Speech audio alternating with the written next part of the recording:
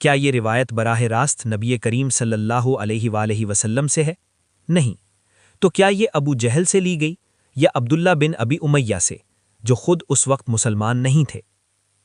اور یہاں سب سے اہم سوال یہ پیدا ہوتا ہے کہ پورے اہل بیت میں سے کسی ایک کی طرف سے بھی یہ روایت کیوں نہیں ملتی؟ نہ حضرت علی علیہ السلام سے، نہ کسی اور قریبی فرد سے، اور نہ ہی یہ واضح ہے کہ کسی نے ان سے یہ روایت لی ہو۔ تو پھر سوال یہ ہے کہ ایسی روایت کو کس بنیاد پر قبول کیا جائے؟ یہ وہ مقام ہے جہاں تحقیق ہمیں مجبور کرتی ہے کہ ہم روایت کو صرف نقل نہ کریں بلکہ اس کے پس منظر، اس کے راویوں اور اس کے ماحول کو بھی گہرائی سے سمجھیں۔ اور یہی وہ مقام ہے جہاں سے ہماری تحقیق اپنے اگلے مرحلے میں داخل ہوتی ہے، جہاں ہم اس روایت کے اگلے اہم راوی کی طرف آتے ہیں، یعنی سعید بن المسیب۔ سعید بن المسیب تابعین میں شمار ہوتے ہیں۔ ان کی پیدائش تقریباً 15 ہجری میں ہوئی اور وفات تقریباً 94 ہجری میں ہوئی۔ وہ مدینہ منورہ کے بڑے علماء میں سے تھے اور ان کی پوری زندگی کا مرکز مدینہ ہی رہا۔ اب یہاں ایک نہایت اہم نقطہ سامنے آتا ہے کہ وہ یہ روایت اپنے والد سے نقل کرتے ہیں، یعنی المسیب بن حزن۔ تو سوال پیدا ہوتا ہے کہ کیا یہ روایت صرف ایک ہی ذریعے سے آئی یا اس کی کوئی دوسری مضبوط چین بھی موجود ہے؟ اور اس سے بھی بڑا سوال کہ سعید بن المسیب مدینہ میں رہتے تھے اور اسی مدینہ میں اہل بیت کی عظیم شخصیات بھی موجود تھیں، محمد الباقر، جعفر الصادق۔ تو کیا یہ متوقع نہیں تھا کہ وہ اس اہم واقعے کی تصدیق اہل بیت سے بھی کرتے، یا کم از کم ان کی طرف سے بھی کوئی روایت سامنے آتی؟ لیکن اس مخصوص روایت میں اہل بیت کی طرف سے کوئی نمایاں روایت ہمیں نہیں ملتی۔ یہاں ایک اصولی بات سامنے آتی ہے کہ اگر ایک واقعہ گھر کے اندر پیش آئے تو اس کی سب سے مضبوط روایت گھر والوں سے ہونی چاہیے یا باہر کے افراد سے۔ اب ہم آگے بڑھتے ہیں اور آتے ہیں اس روایت کے مرکزی ستون کی طرف، یعنی محمد بن شہاب الزہری۔ امام زہری، ان کی پیدائش تقریباً 58 ہجری میں ہوئی اور وفات تقریباً 124 ہجری میں ہوئی۔ یہ وہ شخصیت ہیں جنہوں نے حدیث کو باقاعدہ لکھنا اور جمع کرنا شروع کیا، یعنی یہ وہ دور ہے جہاں حدیث پہلی بار تحریری شکل میں آ رہی ہے۔ اور یہ بھی ایک حقیقت ہے کہ یہی وہ زمانہ ہے جب بنو امیہ کی حکومت قائم ہے، اور امام زہری کا تعلق صرف علمی ماحول سے نہیں بلکہ دربار سے بھی رہا۔ خاص طور پر ہشام بن عبد الملک کے دور میں وہ دربار سے وابستہ رہے اور شاہی خاندان کے بچوں کو تعلیم بھی دیتے رہے۔ اب یہاں ایک نہایت اہم اور گہرا سوال پیدا ہوتا ہے کہ یہ وہی دور ہے جہاں ایک طرف حدیث لکھی جا رہی ہے اور دوسری طرف اہل بیت پر سخت حالات ہیں۔ اسی دور میں زید بن علی نے ظلم کے خلاف آواز اٹھائی اور قیام کیا، لیکن انہیں شہید کر دیا گیا۔ اور پھر تاریخ میں یہ بھی بیان کیا جاتا ہے کہ ان کے جسم مبارک کے ساتھ انتہائی سخت سلوک کیا گیا۔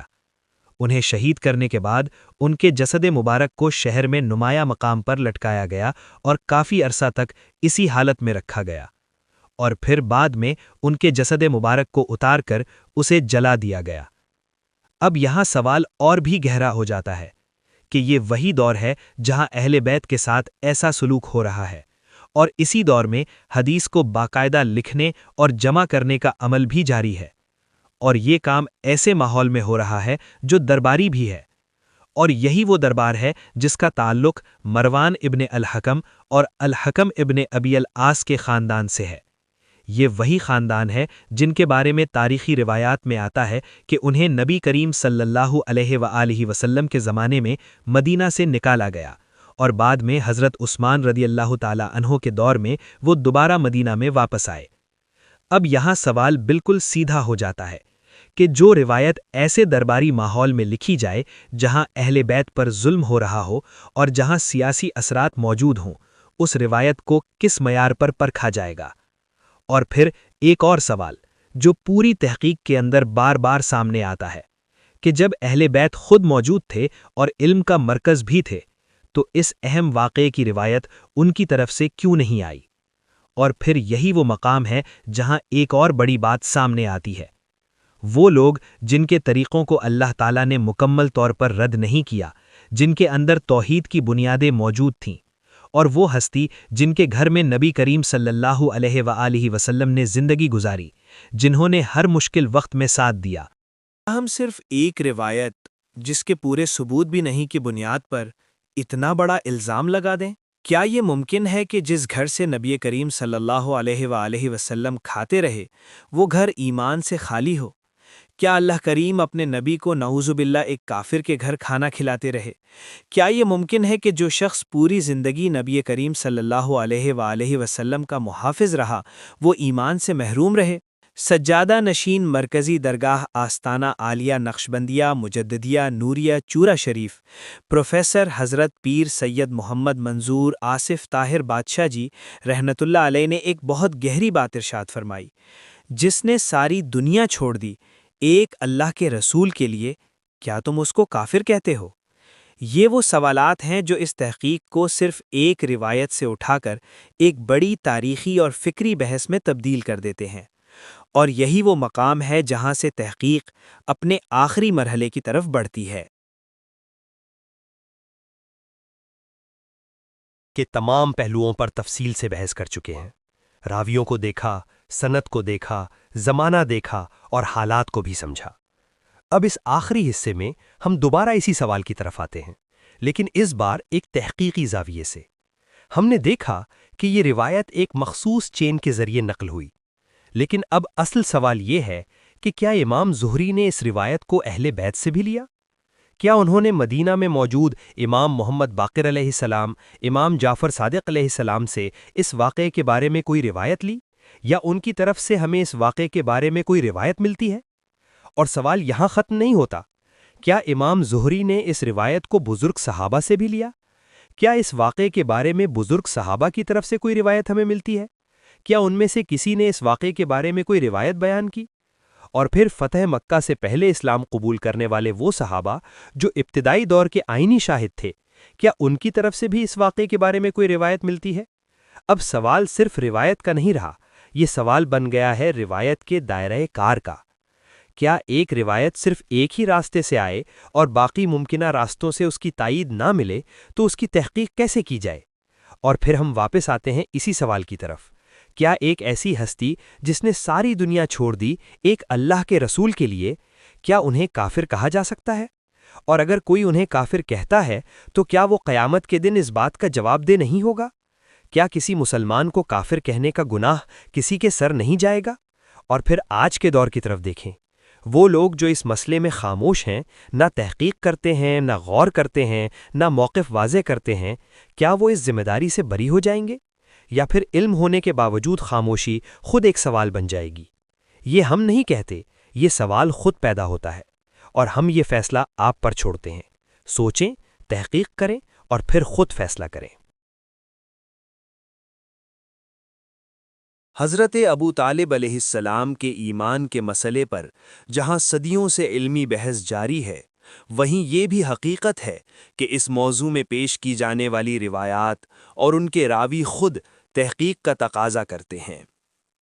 امام فخر الدین رازی رحمت اللہ علیہ کی طرف منسوب روایات میں جب امام مالک رحمت اللہ علیہ جیسے جلیل القدر امام کا نام بطور راوی پیش کیا جاتا ہے تو تحقیق ہمیں یہ بتاتی ہے کہ خود موطا امام مالک رحمت اللہ علیہ میں اس طرح کی کوئی صریح روایت موجود نہیں۔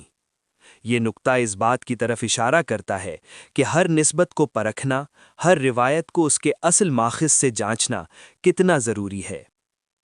اسی طرح مسیب بن حزن کے حوالے سے بیان کی جانے والی روایت بھی ایک بڑا سوال کھڑا کرتی ہے، کیونکہ تاریخی طور پر ان کا حضرت ابو طالب علیہ السلام کے وصال کے وقت وہاں موجود ہونا قطعی طور پر ثابت نہیں، اور جب کسی روایت کی بنیاد ہی ایسے راوی پر ہو جس کی موجودگی مشکوک ہو تو اصول تحقیق کے مطابق ایسی روایت کو بلا تحقیق قبول نہیں کیا جا سکتا۔ یہ تمام نکات اس بات کو واضح کرتے ہیں کہ حضرت ابو طالب علیہ السلام کے بارے میں رائے قائم کرتے وقت محض سنی سنائی باتوں پر نہیں بلکہ تحقیق، انصاف اور دیانت کو بنیاد بنانا ضروری ہے۔ اور پھر اہل محبت کی نگاہ کچھ اور ہی دیکھتی ہے۔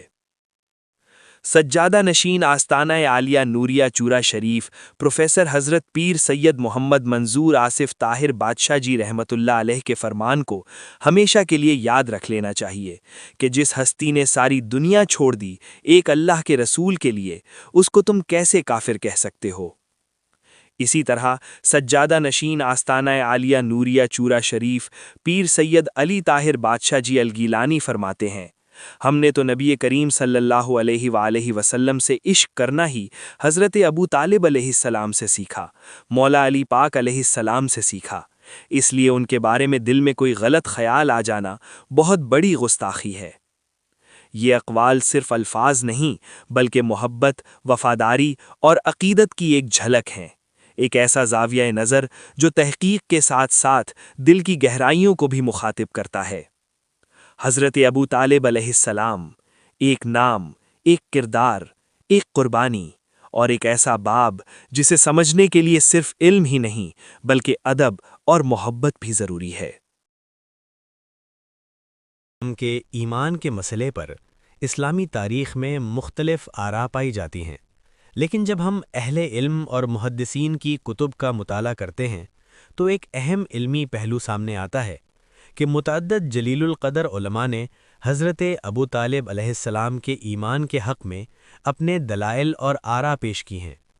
امام جلال الدین سیوطی رحمۃ اللہ علیہ جو 9ویں صدی ہجری کے عظیم محدث ہیں، انہوں نے اپنی کتاب مسالک الحنفاء فی نجات والد المصطفیٰ میں اس موضوع پر تفصیل سے گفتگو کی ہے۔ انہوں نے ان روایات اور دلائل کو جمع کیا جو حضرت ابو طالب علیہ السلام کے ایمان کی طرف اشارہ کرتے ہیں۔ 6 صدی ہجری میں لکھے گئے اشعار نبی کریم صلی اللہ علیہ وآلہ وسلم کی سچائی اور اسلام کی حقانیت کی طرف واضح اشارہ کرتے ہیں۔ امام احمد بن محمد القسطلانی رحمۃ اللہ علیہ 8ویں اور 9ویں صدی ہجری کے محدث ہیں۔ انہوں نے اپنی کتاب المواہب اللدنیہ میں حضرت ابو طالب علیہ السلام کی زندگی کے حالات بیان کیے ہیں اور رسول اللہ صلی اللہ علیہ وآلہ وسلم کی ان کی طرف سے ملنے والی حمایت کو ذکر کیا ہے۔ امام محمد بن عبد الباقی زرقانی رحمۃ اللہ علیہ 12ویں صدی ہجری کے جلیل القدر عالم ہیں۔ انہوں نے اپنی شرح المواہب اللدنیہ میں اسی موضوع پر علمی گفتگو کی ہے۔ انہوں نے ان اقوال اور دلائل کو نقل کیا ہے جو حضرت ابو طالب علیہ السلام کے ایمان کی طرف اشارہ کرتے ہیں۔ یہ تمام علماء مختلف ادوار سے تعلق رکھتے ہیں۔ 6 صدی ہجری سے لے کر 12ویں صدی ہجری تک یہ علمی روایت مسلسل نظر آتی ہے۔ دیوان ابو طالب علیہ السلام میں یہ تمام اشعار حضرت ابو طالب علیہ السلام کی طرف سے ہیں اور مختلف سیرت اور ادب کی کتب میں ان کا ذکر ملتا ہے۔ ان اشعار میں نبی کریم صلی اللہ علیہ وآلہ وسلم سے محبت، وفاداری اور حمایت کا اظہار ملتا ہے۔ وَأَبْيَضُ يُسْتَسْقَى الْغَمَامُ بِوَجْهِهِ ثِمَالُ الْيَتَامَى عِصْمَةٌ لِّلْأَرَامِلِ۔ ترجمہ: وہ روشن چہرہ جس کے وسیلے سے بارش طلب کی جاتی ہے، وہ یتیموں کا سہارا اور بیواؤں کی پناہ ہے۔ وَإِنَّ لِمُحَمَّدٍ عِندِي مَوَدَّةً تَبْلُغُ النُّفُوسَ وَتَفْدِي بِالْأَمَانِ۔ ترجمہ: میرے دل میں محمد صلی اللہ علیہ وآلہ وسلم کی محبت ہے جو روح تک پہنچتی ہے اور ہر خواہش اس پر قربان ہے۔ لقد علموا ان ابننا لا مکذب لدینا ولا نعنا بقول الاباطل۔ ترجمہ: قریش جانتے ہیں کہ ہمارا یہ فرزند جھوٹا نہیں اور ہم باطل باتوں کو اہمیت نہیں دیتے۔ فاصدع بامرک ما علیک غضاضۃ وابشر بذاک وقر منک عیون۔ ترجمہ: اپنے دین کا اعلان کرو، تم پر کوئی خوف نہیں، اور خوش ہو جاؤ، تمہاری آنکھیں ٹھنڈی ہوں گی۔ حضرت ابو طالب علیہ السلام کی شخصیت تاریخ اسلام کا ایک ایسا باب ہے جس پر مختلف آراء پائی جاتی ہیں، لیکن ان کے اشعار، ان کا کردار اور نبی کریم صلی اللہ علیہ وآلہ وسلم کے ساتھ ان کی محبت، قربانی اور وفاداری کو ظاہر کرتے ہیں۔ اللہم صلی علی سیدنا و مولانا محمد النبی الرحمہ وعلی ازواجہ امہات المؤمنین وعلی آلہ و آبائہ و اجدادہ و اولادہ اجمعین برحمتک یا ارحم الراحمین۔